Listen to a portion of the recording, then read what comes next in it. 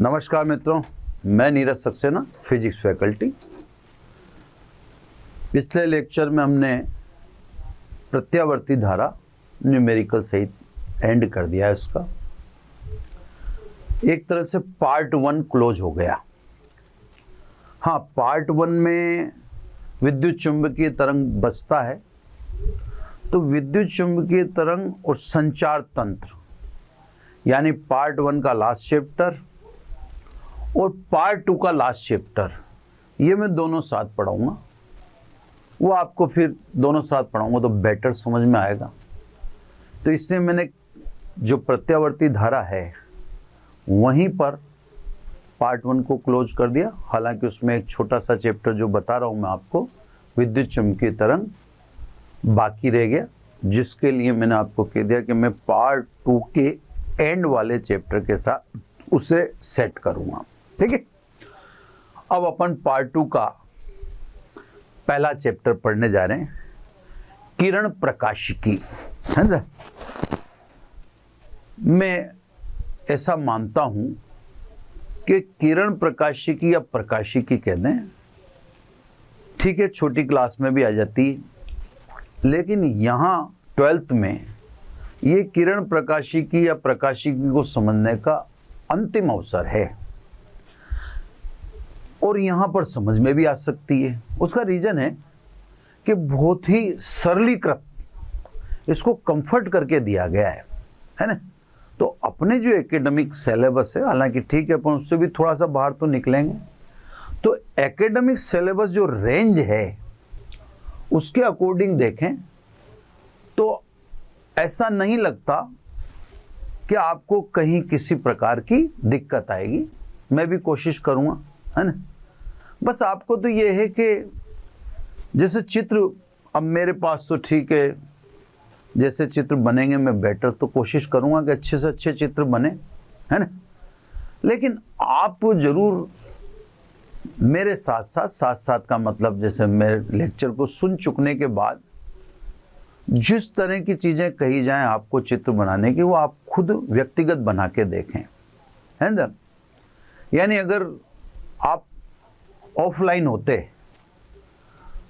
तो मैं जरूर आपसे पेंसिल, रबर, पैमाना, प्रकार, ये चीजें जरूर मंगवाता, क्योंकि किरण प्रकाशिकी की जहां तक बात है वहां स्पष्ट है कि आपने अगर चित्र बनाना आ गया तो आपको किरण प्रकाशिकी में तो किसी प्रकार की कोई दिक्कत होगी नहीं।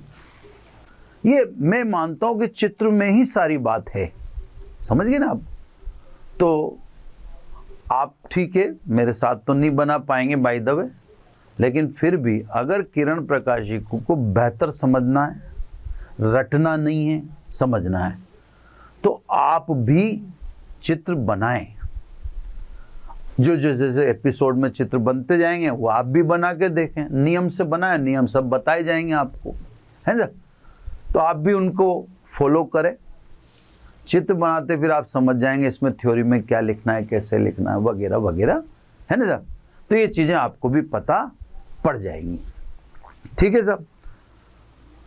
तो साहब किरण प्रकाशिकी अपन पढ़ें इससे पहले मैं आपको एक वर्गीकरण समझाता हूं। वर्गीकरण में सब सीधी सी बात है, पहले आप समझो प्रकाशिकी, है ना? अंग्रेजी में इससे अपन ऑप्टिक्स कहते हैं। ठीक है ना?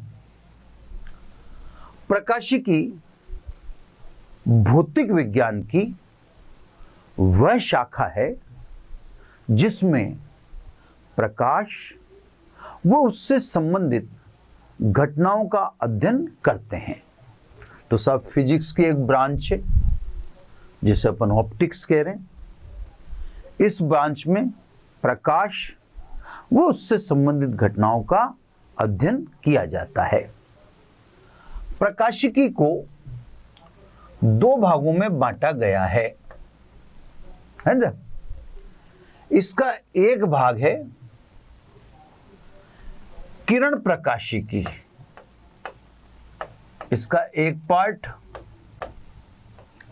किरण प्रकाशिकी जो अपने को स्टार्ट करना, यानी अपना जो चैप्टर है, यानी रे ऑप्टिक्स।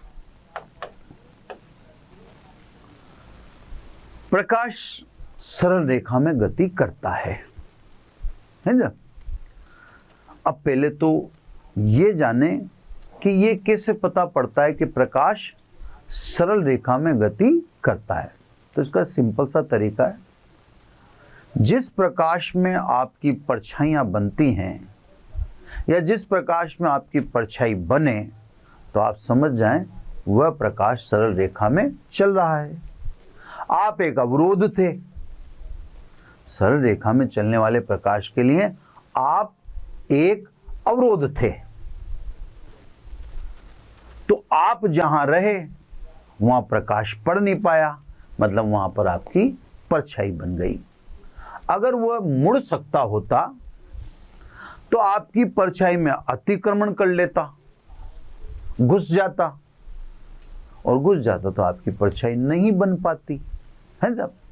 तो मेरे कहने का मतलब है कि प्रकाश सरल रेखा में चलता है क्योंकि उसमें हमारी परछाई बनती है साहब। सरल रेखा में चलने के गुण मात्र से एक पार्ट खड़ा हो गया, जिसको अपन क्या कहते हैं, किरण प्रकाशिकी। किरण प्रकाशिकी की वह शाखा है जिसमें प्रकाश की प्रकृति जाने बिना, मतलब अपने को किरण प्रकाशिकी में इस बात पे चर्चा ही नहीं करनी कि प्रकाश क्या है ना। तो किरण प्रकाशिकी की वह शाखा है जिसमें प्रकाश की प्रकृति जाने बिना केवल उसके सरल रेखा में चलने वाले गुण का इस्तेमाल करके किरण चित्रों से प्रकाश की विभिन्न घटनाओं जैसे परावर्तन, अपवर्तन आदि का अध्ययन करते हैं, किरण प्रकाशिकी कहलाती है। यानी यहां हम प्रकाश की प्रकृति पर, उसकी नेचर पर, उसके बारे में कोई डिस्कस नहीं करेंगे। बस हम ये जानते हैं कि वो सरल रेखा में चलता, वो मैंने बता ही दिया, परछाई बनना इस बात का प्रमाण है। तो हम जानते हैं वो सरल रेखा में चलता है, बस इस जानकारी से ही हम किरण चित्र बनाएंगे और किरण चित्रों के द्वारा ही परावर्तन, अपवर्तन और किरण चित्रों से ही सूक्ष्मदर्शी, दूरदर्शी आदि इत्यादि की मैकेनिज्म को समझा देंगे, है ना साहब। क्या मैकेनिज्म है, कैसे प्रतिबिंब बन रहे वगैरह वगैरह, किरण चित्रों से सारा काम हो जाएगा।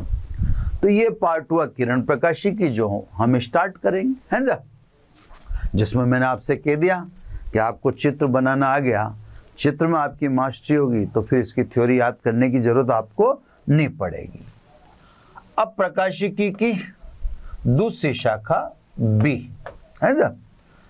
इस दूसरी शाखा बी को हम कहते हैं तरंग प्रकाशिकी, यानी वेव ऑप्टिक्स। ठीक है साहब। तरंग प्रकाशिकी भी प्रकाशिकी ही की शाखा है। इस शाखा में क्या करेंगे सब, तो सब प्रकाशिकी की वह शाखा, मतलब तरंग प्रकाशिकी, जिसमें सर्वप्रथम प्रकाश की प्रकृति का अध्ययन करके, अब साहब सबसे पहले हम क्या करेंगे, जब अगला चैप्टर चलेगा जिसका नाम क्या है, तरंग प्रकाशिकी, तो अगला जब चैप्टर चलेगा तो पहले प्रकाश की प्रकृति का अध्ययन करेंगे और प्रकाश की प्रकृति को जान चुकने के पश्चात प्रकाश की विभिन्न घटनाओं पर विवेचना करेंगे। भाई ये घटनाएं क्यों घटित हुई, उनके प्रमाण सहित या तथ्य प्रस्तुत करेंगे। भाई किरण प्रकाशिकी में तो हम तथ्य प्रस्तुत कर ही नहीं, डायरेक्ट परावर्तन क्या होता है डायरेक्ट पढ़ रहे हैं। अरे परावर्तन हुआ क्यों, ये तरंग प्रकाशिकी में पढ़ेंगे, किरण प्रकाशिकी में तो अपवर्तन पढ़ेंगे, क्यों हुआ वो नहीं पढ़ेंगे, अपवर्तन पढ़ेंगे। लेकिन अपवर्तन प्रकाश का क्यों हुआ वो तरंग प्रकाशिकी में पढ़ेंगे।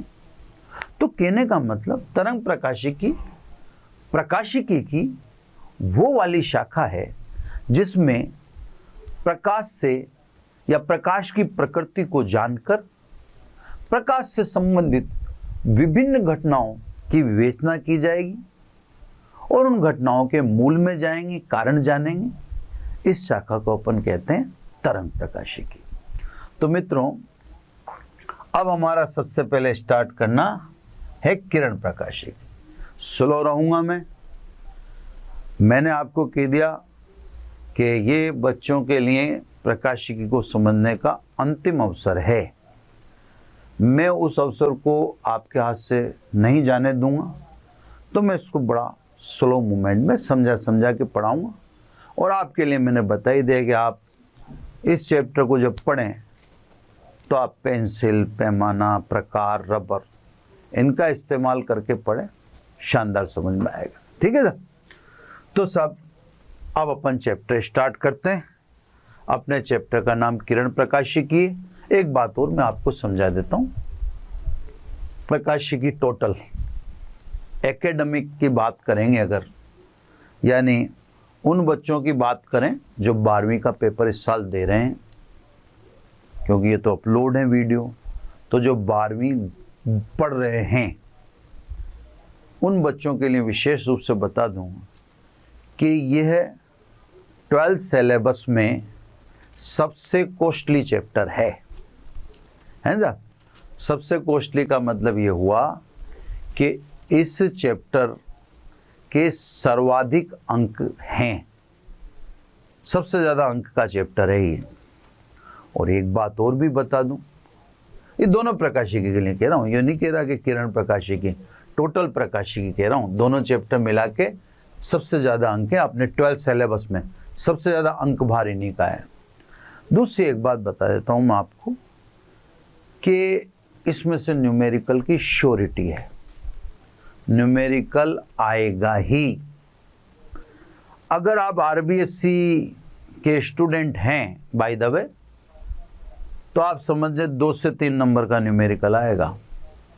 आरबीएससी के संदर्भ में तो मैं कंफर्म हूँ, और सीबीएसई वगैरह के संदर्भ में बाकी ये मुझे कंफर्म है कि न्यूमेरिकल इसमें से आता है। ठीक है, चलो सब अब अपन आगे की तरफ प्रस्थान करें। किरण प्रकाशिकी में सबसे पहले प्रकाश का परावर्तन है ना, प्रकाश का परावर्तन मतलब रिफ्लेक्शन ऑफ लाइट। ठीक है ना? तो सब हमारी शुरुआत प्रकाश के परावर्तन से होगी। बिल्कुल सिस्टम है, आप सुनते जाएं। पहले डेफिनेशन, प्रकाश का परावर्तन किसे कहते हैं, तो मैंने कही दिया, कंफर्टेबली चलेंगे अपन, है ना। जब प्रकाश किसी चिकने, स्मूथ या पॉलिशदार पृष्ठ पर आपतित होता है तो पृष्ठ के द्वारा प्रकाश किरण का उसी माध्यम में, जिससे प्रकाश आया था, उसी माध्यम में विक्षेपित हो जाना प्रकाश का परावर्तन कहलाता है ना। तो इसमें सब विशेष बात यह है कि जिस माध्यम से प्रकाश आ रहा है, पॉलिशदार या चिकने पृष्ठ से टकराकर उसी माध्यम में वापस चला जाता है। इस घटना को हम प्रकाश का परावर्तन कहते हैं। तथा चिकना या पॉलिशदार पृष्ठ जिससे टकराकर प्रकाश उसी माध्यम में गया, उस पृष्ठ को हम परावर्तक पृष्ठ कहते हैं। परावर्तक पृष्ठ सामान्यतः सिलेबस में पढ़ने के हिसाब से दो प्रकार की हैं, समतल और गोलीय।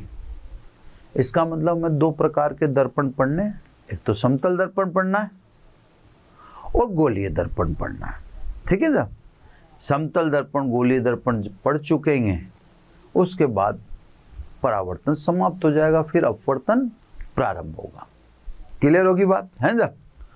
तो सब पॉलिशदार पृष्ठ को परावर्तक पृष्ठ कहते हैं और परावर्तक पृष्ठ के दो प्रकार, समतल परावर्तक पृष्ठ मतलब समतल दर्पण, गोलीय परावर्तक पृष्ठ मतलब गोलीय दर्पण।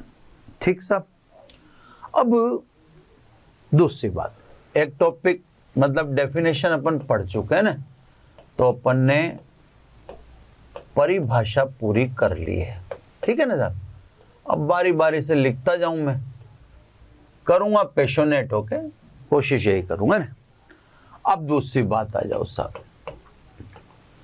दूसरी बात है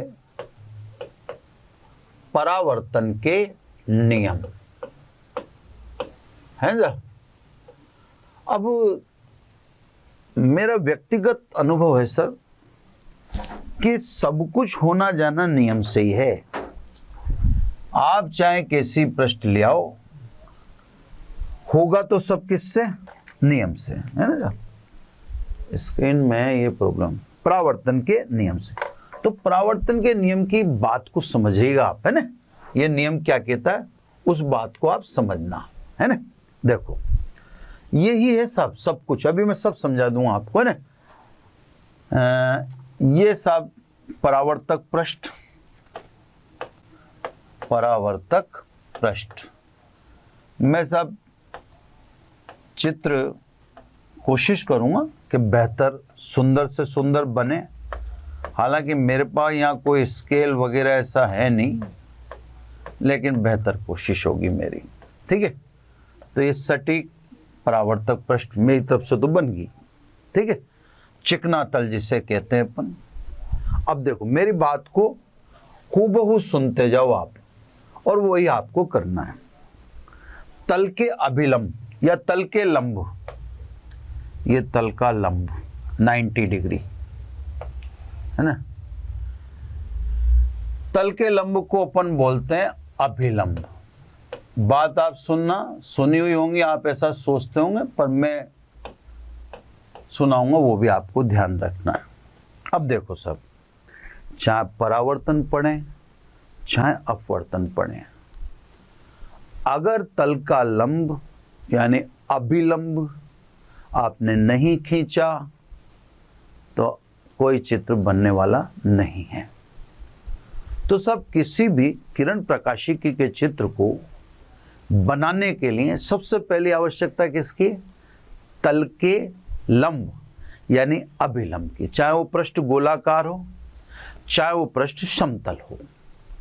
तो भाई आप इस बात का ध्यान रखना, जो गोली पृष्ठ भी आएगी, अभी तो समतल पृष्ठ है, समतल पृष्ठ का लंब तो आपको 2 मिनट में पकड़ाई में आ जाता है ना। गोली पृष्ठ भी आएगी, तो अभिलंब नहीं है आपके पास, तो फिर आप परेशान काहे को रहे हो? कुछ भी नहीं कर सकते आप अभिलंब बिना। तो आप समझ गए, परावर्तन हो चाहे अपवर्तन, सबसे पहले अभिलंब आवश्यक है, क्योंकि अभिलंब से आपतन कोण माना जाता है और अभिलंब से ही परावर्तन कोण बताया जाता है। तो अभिलंब बिना काम होने वाला नहीं है ना। मेरे को बार बार कहने की आदत है, पर मैं कहूंगा साहब इसमें ना, फिर आप नहीं माने तो मत मानो। अब ये आपतित किरण और ये परावर्तित किरण है ना। सब नाम नोमेनक्लेचर कर देता हूं मैं, अलग अलग रंग से कलरफुल चित्र बनाते हुए, ताकि सुंदरता बढ़े, है ना। ये आपतित इंसिडेंट बीम है ना,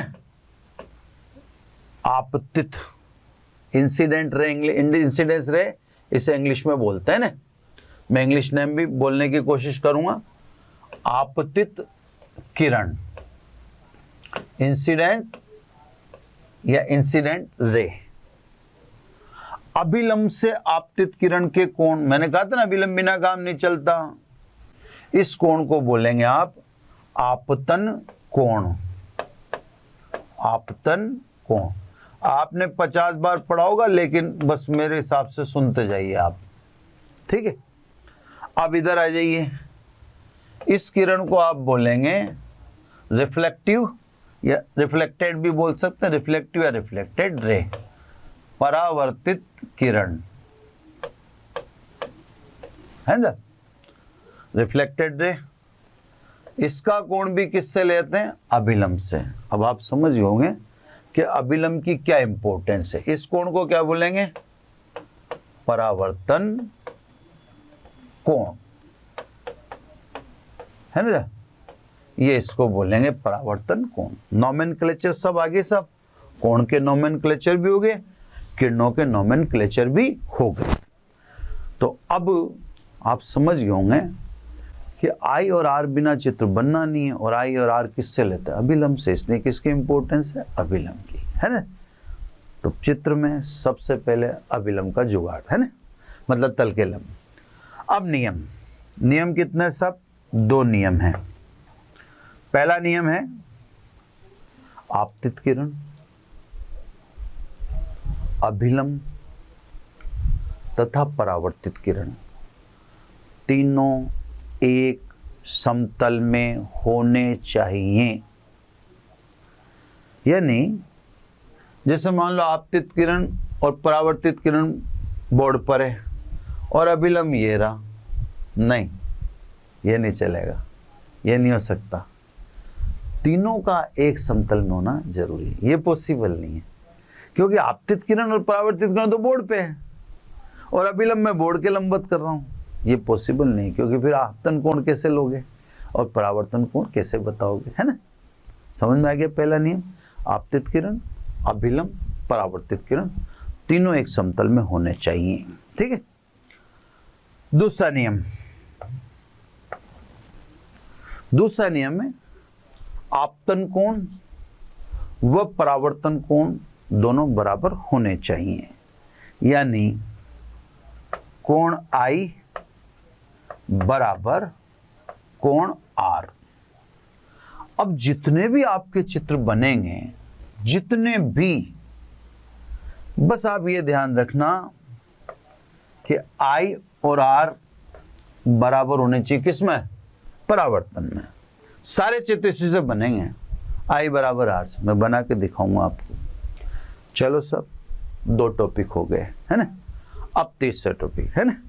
तीसरे टॉपिक में बात करें, स्पेस है मेरे पास, है ना।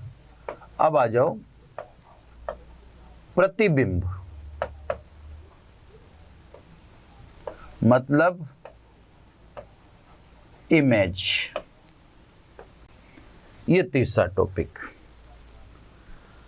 दर्पण के अंदर निर्मित, दर्पण के अंदर, आप भी सुबह शाम तो देखते होंगे, दर्पण के अंदर निर्मित वस्तु, वस्तु को कहते हैं बिंब, ऑब्जेक्ट, है ना। तो दर्पण के अंदर वस्तु की, यानी बिंब की, यानी ऑब्जेक्ट की आकृति को प्रतिबिंब कहते हैं। क्लियर होगी? तो दर्पण के अंदर निर्मित वस्तु की आकृति को प्रतिबिंब कहते हैं। क्लियर है ना? प्रतिबिंब उसी स्थान पर बनेगा जहां पर परावर्तित किरणें, मतलब तल से टकराने के बाद वाली किरणें, आपतित से मतलब नहीं मुझे, जहां पर परावर्तित किरणें मिलती हैं या मिलती हुई प्रतीत होती हैं, प्रतिबिंब का निर्माण उसी जगह पर होगा जहां परावर्तित किरणें, यानी तल से टकराने के बाद वाली, है ना, किरणें मिलती हैं या मिलती हुई प्रतीत होती हैं। प्रतिबिंब का निर्माण उसी स्थान पर होता है। अब मिलती हैं या मिलती हुई प्रतीत होती हैं, तो इसका मतलब प्रतिबिंब के 2 प्रकार हैं, है ना। प्रतिबिंब के 2 प्रकार हैं। तो प्रतिबिंब 2 प्रकार का होता है। एक तो यही लिख दूं, है ना, जगह है, सिस्टम से चल ही रहा है काम, ए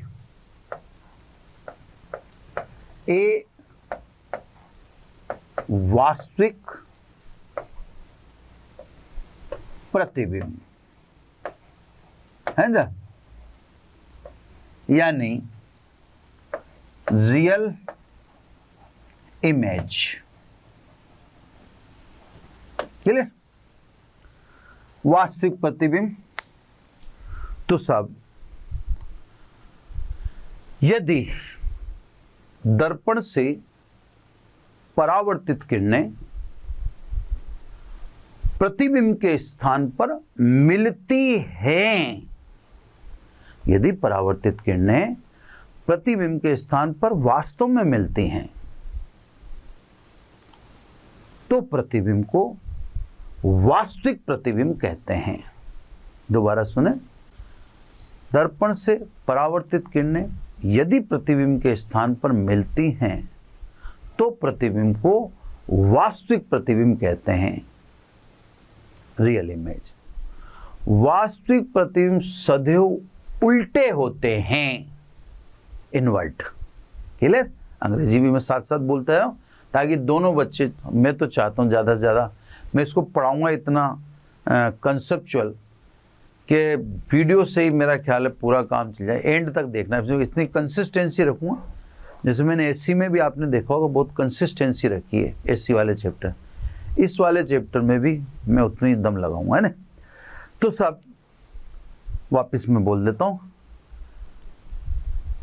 परावर्तित किरणें यदि प्रतिबिंब के स्थान पर मिलती हैं तो प्रतिबिंब को वास्तविक प्रतिबिंब कहते हैं। वास्तविक प्रतिबिंब सदैव उल्टे होते हैं। अब यहां ध्यान रखना, उल्टे प्रतिबिंब मतलब वास्तविक, वास्तविक प्रतिबिंब मतलब उल्टे, है ना। चाहे अपवर्तन हो, अभी तो हम परावर्तन ही पढ़ रहे हैं, अब ये पूरा सेगमेंट परावर्तन का ही चलेगा। जब तक मैं यहां नहीं लिख दूं प्रकाश का अपवर्तन, तब तक आप समझ जाना कि परावर्तन ही चल रहा है, समझे ना आप, है ना।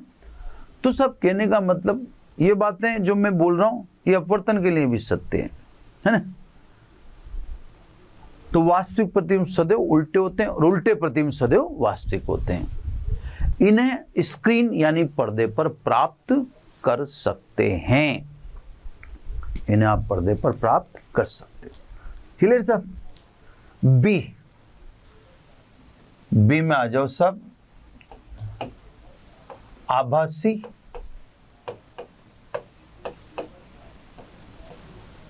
या काल्पनिक प्रतिबिंब। सब बना बना के दिखाऊंगा मैंने, आप यूं मत सोचिएगा। यानी वर्चुअल ऑब्लिक इमेजिनरी इमेज, ठीक है। अब साहब अगली बात को समझें।